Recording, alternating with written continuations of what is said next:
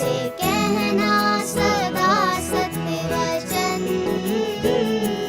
ऐसा था शहंशाह का मिशन। मसूरी भवन में एक रात शहंशाह जी कुछ महात्माओं के साथ बैठे थे। समय काफी आगे बढ़ चुका था।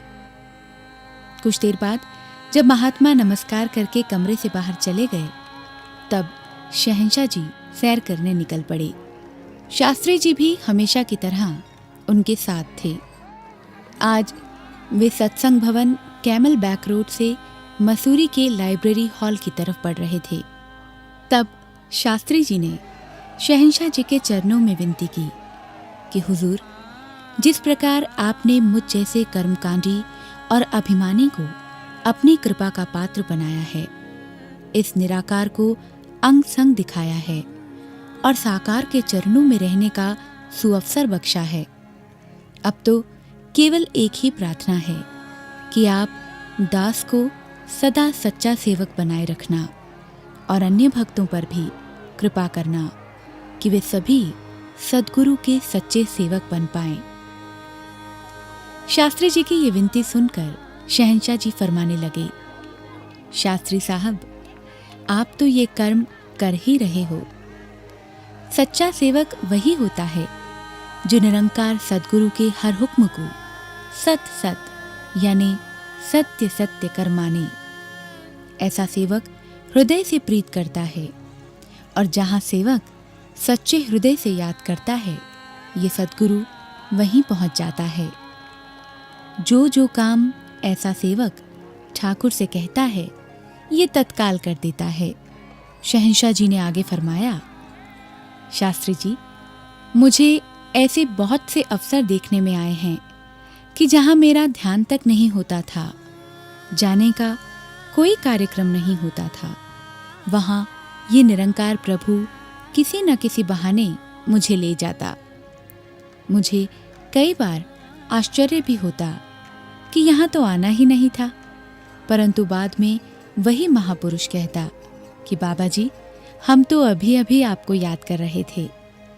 इसी प्रकार जब कई स्थानों पर लोग दर्शनों के लिए पुकार रहे होते थे, तो मैं अनजाने वहां पहुंच जाता था।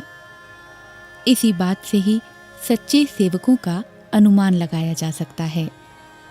इसके विपरीत जो दिखावे के लिए ऊपर से तो अपने आप को सेवक कहें, गुरु को निरंकार कहें, परंतु गुरु की एक भी बात न माने, वे वास्तव में अपना नुकसान ही कर रहे होते हैं और इस हानि को वे महसूस तक नहीं करते। केवल दिखावे से ये अंग संग बसने वाले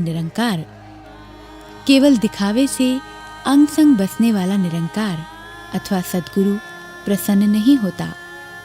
जो गुरु की बात नहीं मानते, एक दूसरे से छल कपट और वैर विरोध रखते हैं, संतों से ईर्ष्या द्वेष करते हैं, उन्हें स्वप्न में भी सुख नहीं मिलता। सुखी तो वही होता है जो संतों की सेवा को प्रभु की सेवा समझता है, जो सद्गुरु की दयालुता पर मान करता है और सद्गुरु के हुक्म के अनुसार अपने जीवन को व्यतीत करता है।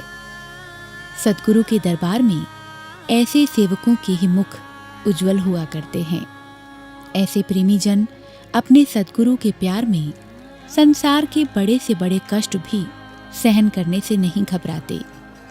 ऐसे प्रेमी जन अपने सद्गुरु के प्यार में संसार के बड़े से बड़े कष्ट भी सहन करने से नहीं घबराते, क्योंकि ऐसे सेवक इस बात को अच्छी तरह जानते हैं कि उनका सद्गुरु जो भी करता है, उन्हें ऊंचा करने के लिए ही करता है।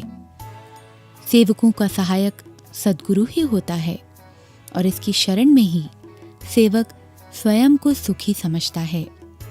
शास्त्री जी ने मन ही मन ऐसा सेवक बन पाने की अरदास की और सोचा कि आज शहंशाह जी का बहुत समय लिया है, अब उनके आराम की ओर भी ध्यान देना चाहिए। और यही सोचकर शास्त्री जी ने उस दिन इस विषय को यहीं विश्राम दे दिया। से